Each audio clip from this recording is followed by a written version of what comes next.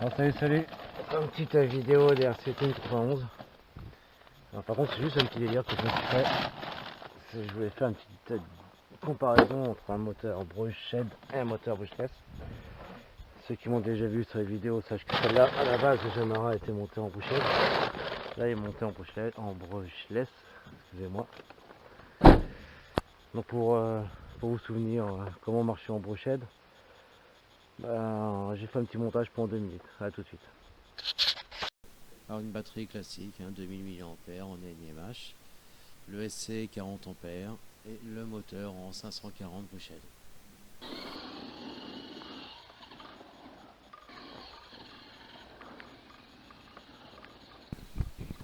Alors là on m'a vu faire des petits sauts, des tout petits sauts encore. À savoir c'est que je suis toujours à fond. Bon, j'ai toujours le doigt enfoncé à fond sur la gâchette. Et comme vous voyez, ça n'avance pas.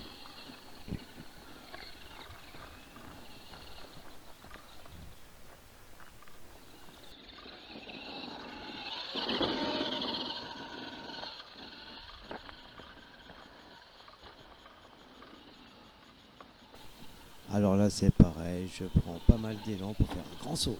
Vous avez vu un peu ce super grand saut. Voilà. Là dans l'autre sens. Et j'arrive pleine balle. Mini saut. Voilà. Un vrai saut digne des mini-mois.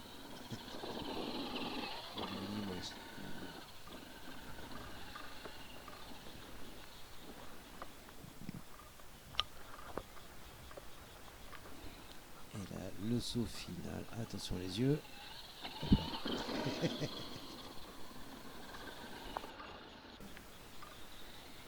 Donc là, je vais vous montrer une petite accélération de l'ancien graphique. Waouh, quelle vitesse! Ouh, j'en ai des frissons. Bon, à savoir si j'avais fait exprès quand même d'acheter l'électrique le plus bas de gamme en fait, en vue de le changer moi-même. Et vous voyez cette rapidité extrême, digne d'un vrai ouf.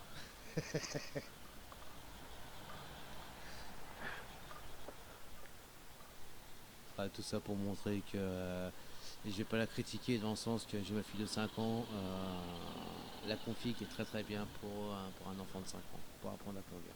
Ça, je dirais pas l'inverse là-dessus.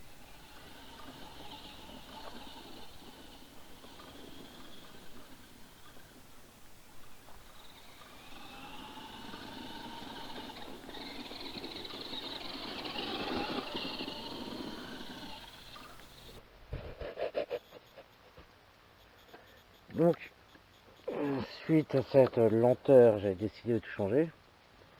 J'ai commandé un combo 60 ampères avec un moteur en 3006. Et bah, regardez le résultat. Donc le moteur, je tiens à préciser quand même que je l'ai acheté sur AliExpress. Il y a beaucoup de monde qui m'ont conseillé, résultat des courses, bah voilà.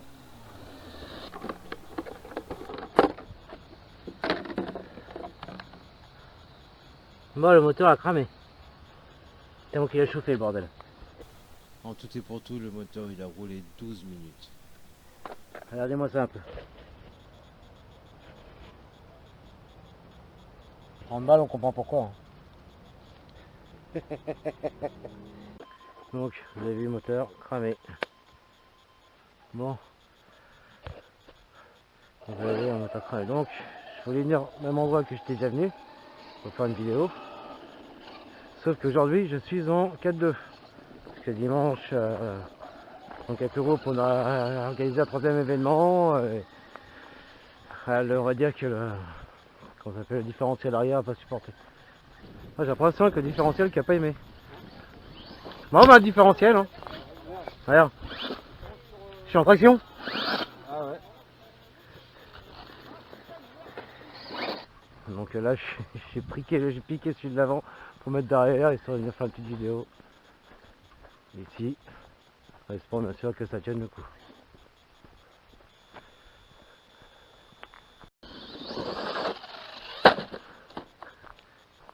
Accident.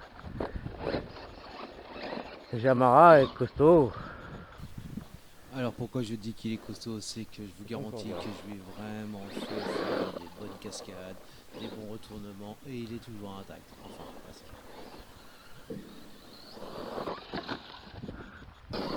Alors je tiens aussi à préciser une petite chose, c'est que je ne maîtrise pas du tout le pilotage de ma caisse, surtout avec le nouveau combo qui est installé.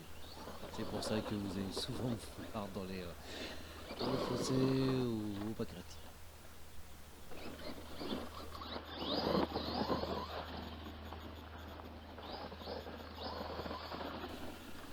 Alors je tiens aussi à préciser que avec le combo en 60 ampères et le moteur entre 1215 kV, je ne suis jamais à fond. Voilà. À aucun moment vous verrez la voiture passer à fond. Contrairement à l'ancienne config en brochette 540.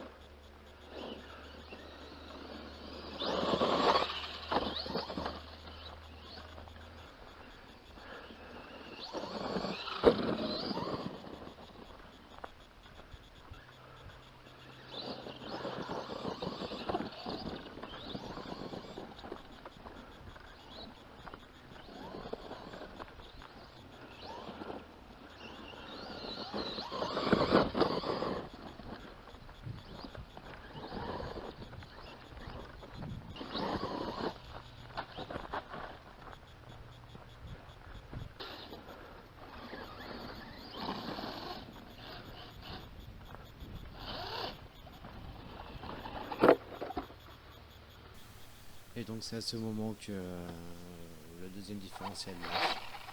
Comme vous entendez, la flûte qu'on entend, enfin qu'on sait tout simplement les satellites qui ont sauté de place. Ayant un corps en plastique, ça n'a pas tenu.